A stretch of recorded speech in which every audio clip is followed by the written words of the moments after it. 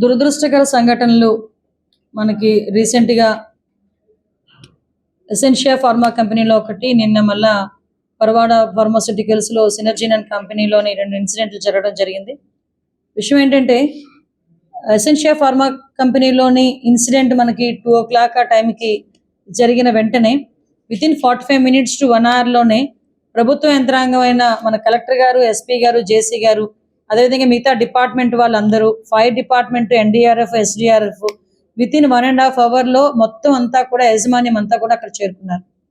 ఆ విషయం ప్రతి ఒక్కరికి కూడా తెలుసు. సుమారుగా అక్కడ జరిగింది చాలా అతి పెద్ద ప్రమాదం. ఆ ప్రమాదం నుంచి బయట కాపాడడానికి ఫైర్ డిపార్ట్మెంట్ వాళ్ళు కూడా ఇమీడియట్గా రెస్పాండ్ అయ్యి దగ్గర 15 మందిని రెస్క్యూ ఆపరేషన్లో రక్షించడం కూడా జరిగింది. అది గనక ఇన్ టైంలో జరగకుండా ఉండుంటే ఇంకా మనకి మృతుల సంఖ్య పెరిగేది.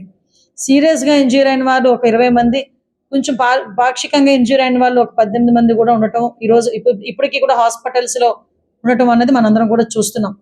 అంటే సుమారుగా 17 మంది చనిపోయిన తర్వాత అంతకు ముందే ఇమీడియట్గా రెస్క్యూ ఆపరేషన్స్లో కానీ, ఫైర్ని కంట్రోల్ చేసే విషయంలోని కానీ ఎక్కడ కూడా కాంప్రమైజ్ అవ్వకుండా డిపార్ట్మెంట్ వాళ్ళందరూ కూడా దగ్గర మంటలు ఆర్పిన తర్వాత ఆ రెస్క్యూ ఆపరేషన్స్ అన్నీ జరిగి ఏవైతే డెడ్ బాడీస్ని బయటకు తీసుకొచ్చారో ఆ డెడ్ బాడీస్ అన్నిటినీ కూడా కన్సర్న్ ఇక్కడ కొంతమంది ఎన్టీఆర్ హాస్పిటల్కి, కొన్ని కేజీహెచ్కి తరలించి మిగతా వాళ్ళందరినీ కూడా ఇమీడియట్గా ఎక్కడ హాస్పిటల్స్ ఉన్నాయో అన్నిటి దగ్గరికి పంపించడం జరిగింది. అయితే నన్ను కూడా గౌరవ ముఖ్యమంత్రి గారు అదే రోజు మాకు హోమ్ డిపార్ట్మెంట్ తాలూకా రివ్యూ జరగటం, రివ్యూ అయిన తర్వాత సీఎం గారు నన్ను ఆదేశించడం, ఇమీడియట్గా మనం బయలుదేరి వెళ్ళామంటే బై రోడ్ నేను నైట్ 12:30కి ఇక్కడ చేరుకున్నాను. 12:30 నుంచి మరస్ట్ రోజు చంద్రబాబు నాయుడు గారు వచ్చి వెళ్ళినంత వరకు కూడా నేను ఆ ఫార్మా కంపెనీ దగ్గర నేను కూడా స్టే చేశాను. అంటే సుమారుగా అక్కడ ఎటువంటి ఇబ్బంది కలగకూడదు, ఫర్దర్గా ఎటువంటి సంఘటనలు జరగకూడదు. అక్కడ జరిగిన వాటికి వాళ్ళకి సహాయ చర్యలో పాల్గొనాలి. నెక్స్ట్ డే సీఎం గారు వస్తానన్నారు. ఆ ప్రోగ్రామ్ కూడా మనం ఒకసారి దగ్గరుండి సార్కి అన్ని చూపించాలి, ఎక్స్ప్లెయిన్ చేయాలని ఒక మంత్రిగా ఉన్న నేను, కొనతాల రామకృష్ణ గారు మాతో పాటు ఎర్లీ మార్నింగ్ 5 o'clock వరకు మాతో పాటు ఉన్నారు. నేను ఎందుకు ఇవన్నీ చెప్తున్నానంటే, నిన్న పులివెందుల ఎమ్మెల్యే గారు ఇక్కడికి వచ్చారు. వచ్చి ఉషా ప్రైమ్ హాస్పిటల్లో ఉన్న వాళ్ళని సందర్శించి బయటకు వచ్చి ప్రభుత్వ యంత్రాంగం పట్టించుకోలేదు, అధికారులు ఎవరు రాలేదు, మంత్రులు ఎవరు రాలేదు, మంత్రులు ఎవరు స్పందించలేదు. అంటే ఈయన సాక్షి టీవీ కాకుండా మిగతా ఛానల్స్ కూడా చూస్తే అసలు ఎవరు వచ్చారు అక్కడికి, ఎవరు స్పందించారు, ఎందుకు ఇమీడియట్గా ఏ సహాయ చర్యలు తీసుకున్నారన్న సంగతి తెలియకుండా ఏదో మైకులు పెట్టారు కదా, నాకు ఏదో సవాల్ మీద పేరలు వెళ్ళుకునే టైంకి వచ్చింది కదా, నేను వచ్చి మాట్లాడతాను అనుకుంటే కనుక అవ్వదు కదా.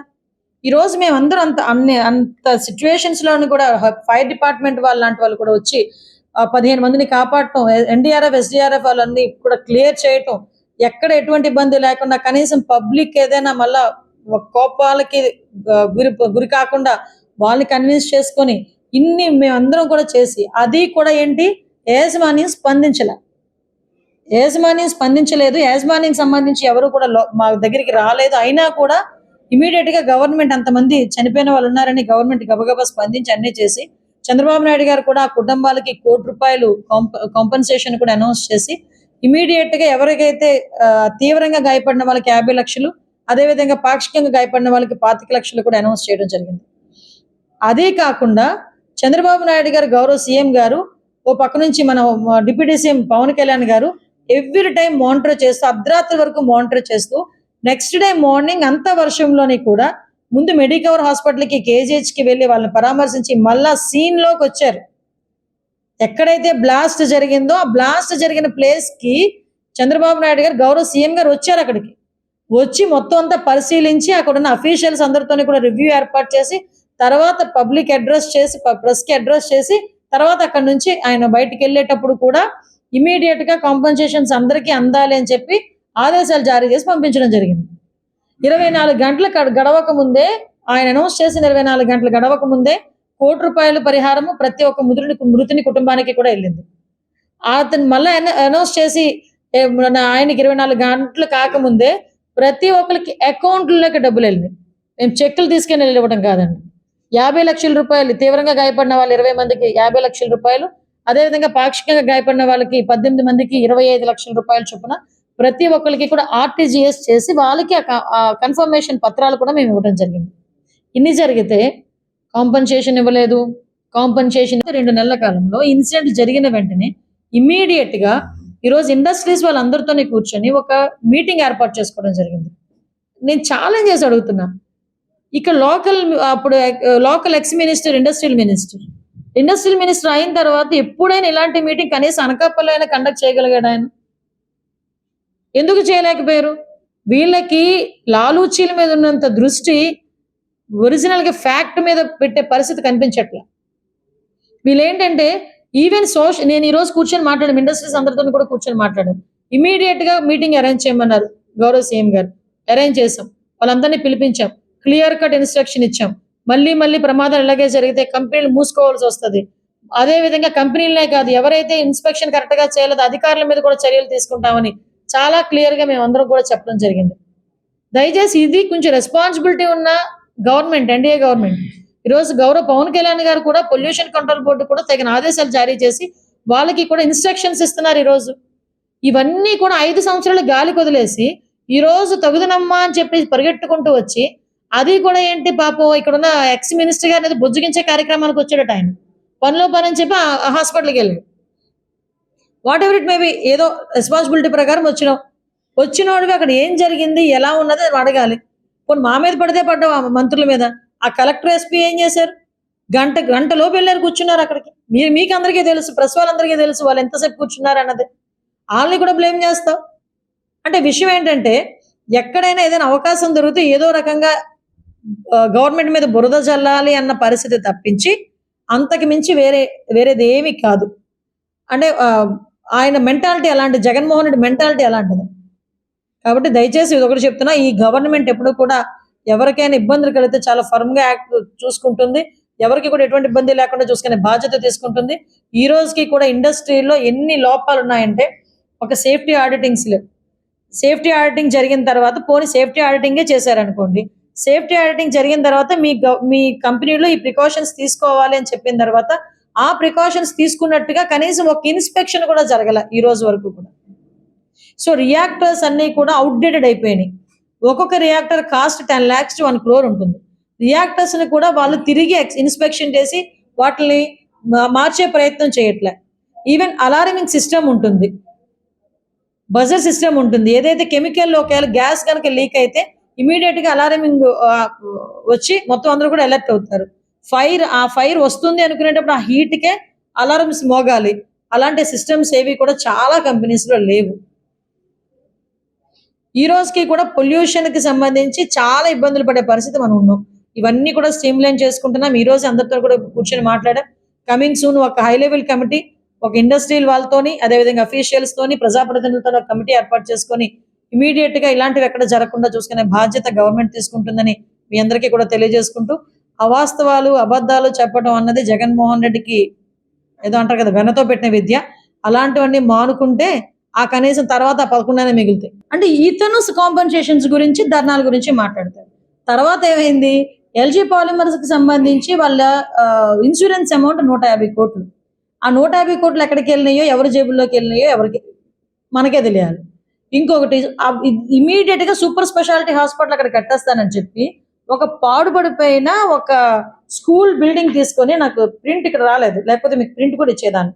స్కూల్ బిల్డింగ్ కూడా తీసుకొని దానికి 50 కోట్ల రూపాయలు తీసుకొని 2 నెలల తర్వాత ఆ బోర్డు తిరగేసేసి ఇప్పటికీ కూడా అక్కడ హాస్పిటల్ లేదు, ఏమీ లేదు. ఇంతకు ముందు ఆ స్కూల్లా అని చూపించిన అది అలానే ఉంది. ఇదిగో అది ఏదో కాదు, నేను విత్ ప్రూఫ్ చూపిస్తాను. ఇది school building, old school building ని తీసుకొచ్చి హాస్పిటల్ కింద కన్వర్ట్ చేస్తున్నామని 2 బోర్డులు పెట్టి సూపర్ స్పెషాలిటీ హాస్పిటల్ అని 50 కోట్ల రూపాయలు, లిటరల్లీ 50 కోట్ల రూపాయలు తీసుకొని ఈ రోజుకి కూడా అక్కడ హాస్పిటల్ లేదు. వీళ్ళు నైతికత గురించి, అదే విధంగా కాంపన్సేషన్స్ గురించి కూడా మాట్లాడతారు. నేను అనుకున్నాను నేను, ఇప్పటికైనా మనోడు ఈ అమ్మఒడి, రైతు భరోసా వీటి గురించి మాట్లాడడం మానేస్తాడేమో అనుకున్నాను. కానీ ఎక్కడ, యాజ్ స్క్రిప్ట్ అనమాట. నేను వాళ్ళ స్క్రిప్ట్ రాసే వాళ్ళని కూడా అడుగుతా, కొంచెం స్క్రిప్ట్ మార్చండి ఆయనకి. ఎక్కడికి వచ్చినప్పుడు ఏం మాట్లాడాలో చెప్పండి. కొంచెం చనిపోయిన వాళ్ళ దగ్గరికి వచ్చి నవ్వుతూ మాట్లాడతాడు, వాళ్ళతో సరదాలు చేస్తాడు. అక్కడ కూర్చొని, అక్కడ ఒంట్లో బాగోక వాళ్ళు బాధపడుతూ ఉంటే అక్కడ కూర్చొని సరదాలు చేస్తూ ఉంటాడు, నవ్వుతూ ఉంటాడు. పోనీ పక్కన పెట్టండి. అది అయిపోయిన తర్వాత బయటకు వచ్చి నేను ఉండుంటే ఇది వచ్చేది, నేను ఉండుంటే అది వచ్చేది. అరే ఇక్కడ బాధపడి 17 మంది చనిపోయారు. వాళ్ళకి వాళ్ళకి సహాయ చర్యలేంటి? వాళ్ళు నీ తరపు నుంచి నువ్వేమి ఇస్తున్నావు? అవి మానేసుకొని అక్కడికొచ్చి కూడా అలా రైతులకి ఇంత అందేది, నేనుంటే వీళ్ళకి ఇంత అందుండేది. అన్నిటికన్నా కొసమెరుపు ఏంటంటే ధర్నా.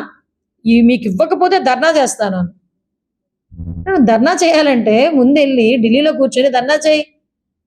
మీ బాబాయిని చంపినోడిని ఇప్పుడు వచ్చి పట్టుకోలేకపోయారు మీ వాళ్ళు. 5 సంవత్సరాలు నువ్వేం చేయలేకపోయావు.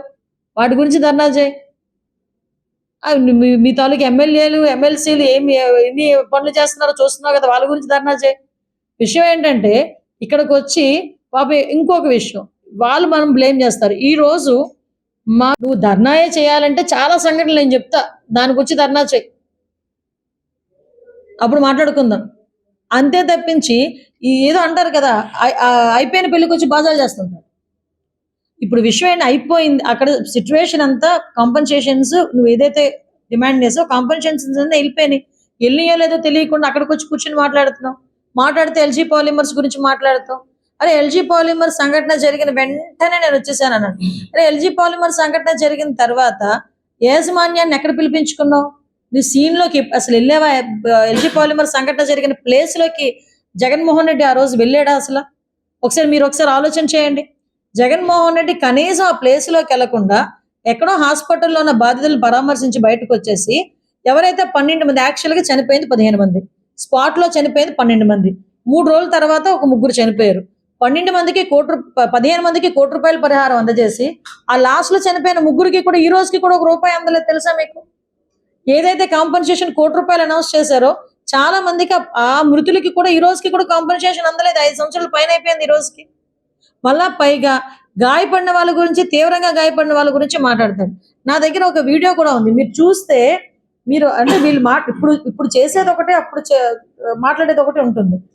అప్పుడు మాట్లాడితే అతని నోట్ నుంచే 25,000, 10,000 తీవ్రంగా లేకపోతే లేదు. ఇది సాక్షాత్తు ఇవ్వడమే కాకుండా చనిపోతే 12 మందికి సంబంధించి ₹1 ఇవ్వడమే కాకుండా ఏకంగా 19,893 మంది ₹10,000 వెంట ఇవ్వమని చెప్పి కూడా చెప్పడం జరిగింది. వాళ్ళు ప్రైమరీ ట్రీట్మెంట్ తీసుకున్నా కూడా వాళ్ళకు ఒక్కొక్కరికి ₹25,000 ఖచ్చితంగా ఇవ్వమని చెప్పి కూడా చెప్పడం జరిగింది. ఇది మేము మాట్లాడింది కదా, సాక్షాత్తు అప్పుడు సీఎం గా ఉన్న వ్యక్తి